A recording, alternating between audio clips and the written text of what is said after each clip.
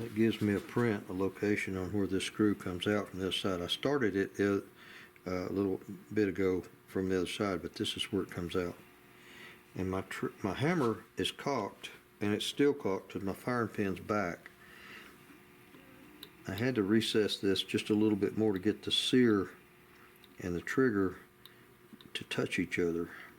And I'm going to see if the trigger works now and releases the hammer. It does. That's the first time that it has, because me and this thing had a come to Jesus moment that lasted about 45 minutes. It had some stuff in there that was hidden. That sear was actually the shaft, the arm of the sear was actually touching against here. When I would load up the hammer, push it in, it would go off as I was pushing it in, and that can't happen. So we had talked about that, and things are better. Things are better now. It's hard to get it out with that hammer tripped. It just, there's pressure and stuff in there. It's pushed forward. It's sticking out up in here when the hammer's tripped. I've still got a little tiny bit of black mark. The other side I've got pretty free and clear, but this one here has got just a little bit, just here and there. I'm getting to the place where I'm going to get a measurement and see how wide this is, and see if I've got it close to the right place. Now that little mark, that little print I made is right there on the edge of that, and that's a bad place to try to drill a hole. It's right on the edge of that little peninsula of wood sticking out there. This might be interesting. I might actually have to take and grind that down a little further down before I can get a drill to sit on there, because a drill sitting on the side of that will just drop off. As you're trying to drill, it'll just fall off.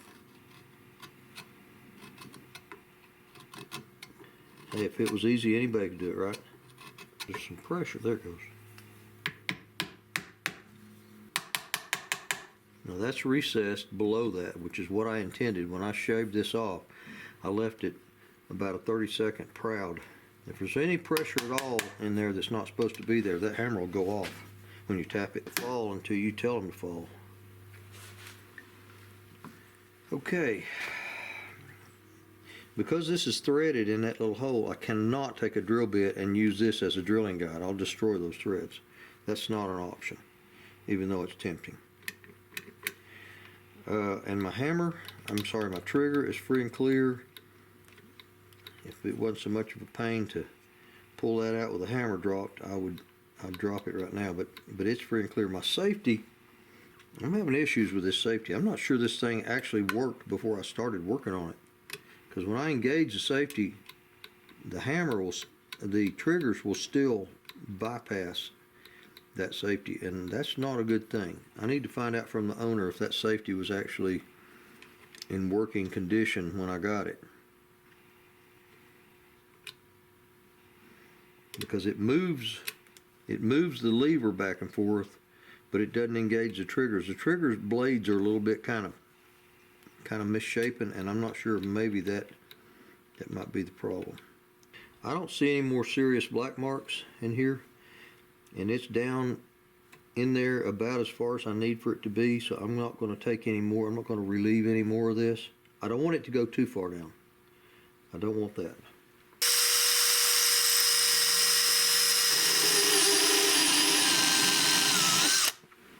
I couldn't resist. Sorry. This is kind of a cutaway view of what goes on when you pull a trigger. The trigger pushes up.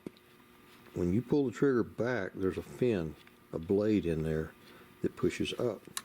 When that blade pushes up, it pushes up on this. This is the sear. It comes down in the front. It's on a pivot point right there. It comes down in the front. It releases the hammer, which this is your hammer. That hammer is released and goes forward it hits the firing pin right there. Pushes it forward, the firing pin strikes the shell, and it goes off. Now those triggers are inside of that hole. You can see that blade move up and down. And the trick is to get that blade and this sear right here lined up to where that sear, that blade hits the bottom of that sear and pushes it up. You can't have this too tight pushing up, or it'll stay up all the time, and that little, there's a little notch. You can't see it because it's all black with soot. There's a little notch right there. Trying to point with left-handed and a pencil is just not too good for a right-handed guy, but there's a notch right there. If this stays up all the time, when you cock it, the hammer comes back, but this doesn't catch it and hold it back, so your hammer never actually cocks and stays that way. So those are all little issues you got to deal with. But when I put this one, actually goes over here. I have put the side plate in this other side. It's in there. Now that sear, you can see it through that hole. You can see the trigger. You can see the trigger blade pull away from the sear. The sear is down inside there, and if I pull backwards on that, it'll let that hammer go off, and that's not a good idea, because with the hammer forward, it's hard to get this thing in and out. But that's where it's got to line up. That trigger blade has got to touch that sear. That's my goal. When they both touch, then both barrels work. It's as simple as that. Now I'm going to see if I put this other side on and put them together and put the bolt in there, if this is the right width, left to right.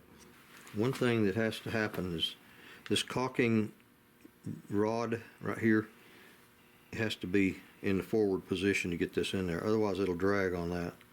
It's better if your firing pin is also forward, so nothing's in the way. But that caulking rod will absolutely keep you from going in.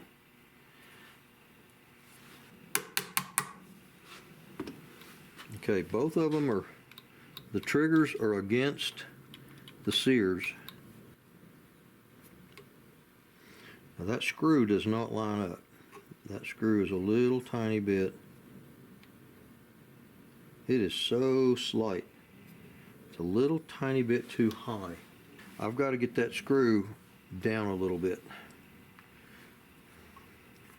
And the next thing I got to do is get it off of there. I got both sides pressed in pretty tight and no way to tap that thing to get it off. So I may have to get the screw out and put it in the threads from this side and use it to pull it out.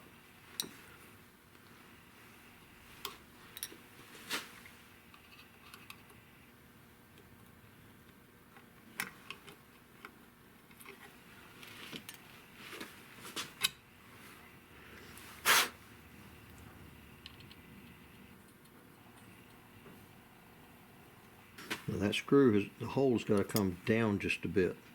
The bit I'm using is small enough to fit through the other plate, the hole in the other plate, and not mess with it.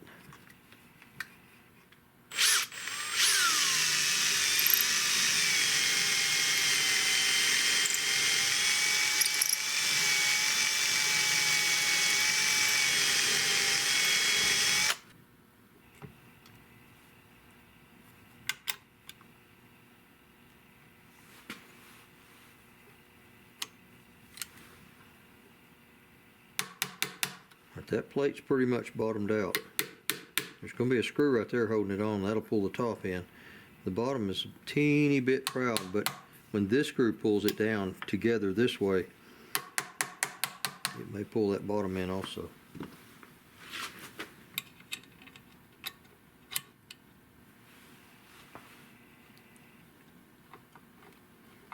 Alright, the threads are catching, but I can't run that screw in with it upside down.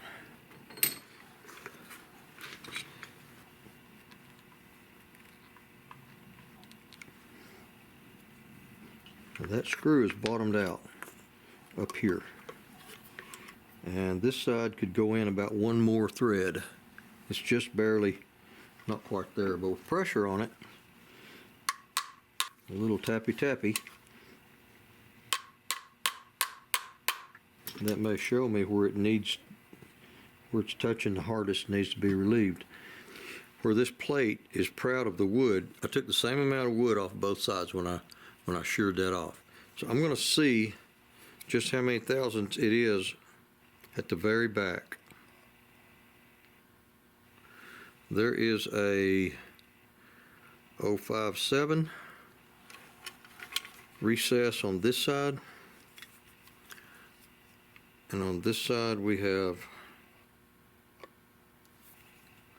040. So this side could go in that one thread that's recessed.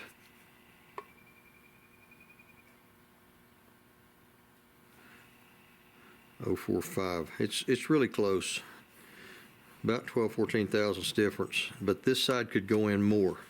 Both of them are being touched. The triggers are touching both hammers. I can feel them. So I'm getting there.